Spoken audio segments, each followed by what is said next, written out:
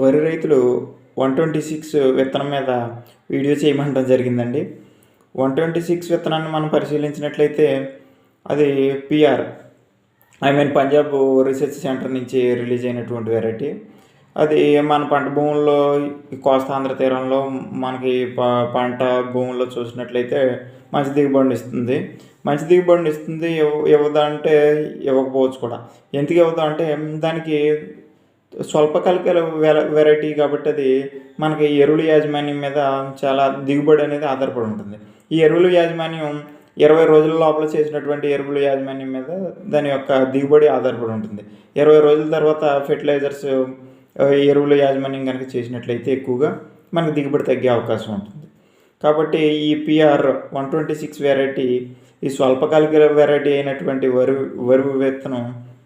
దీన్ని మనం ఈ ఎరువులు కూడా ఎరువుల యాజమాన్యంలో కేవలం ప్రధాన ఎరువులైనటువంటి complex fertilisers, potash plus urea వేసినంత మాత్రాన దిగుబడి పెరగక 20 రోజులు పంట కాలంలో ఊడ్చినటువంటి 20 రోజుల టైం లోపల ఎరువుల యాజమాన్యంతో పాటు సమగ్ర పోషక యాజమాన్యం చేసినట్లయితే దీన్ని మనం అధిక దిగుబడి తీయడం సాధ్యమవుతుంది.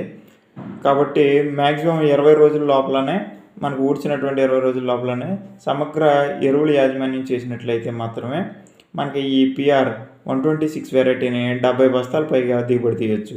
దీంట్లో ఈ ఎరువుల యాజమాన్యంలో మనం వరికి సంబంధించినటువంటి సమగ్ర పోషక యాజమాన్యానికి సంబంధించినటువంటి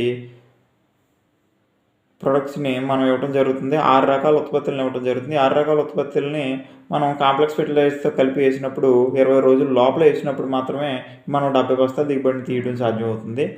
మనకి దుబ్బు వచ్చేసరికి 30 కర్రల పైనే మనకి దుబ్బు ఉండటం జరుగుతుంది.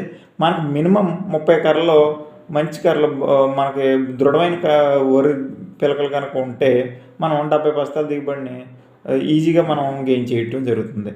అంతేకాకుండా మనకి ఒక కంకికి వచ్చేసరికి సుమారుగా 300 గింజలు ఉండటం జరుగుతుంది.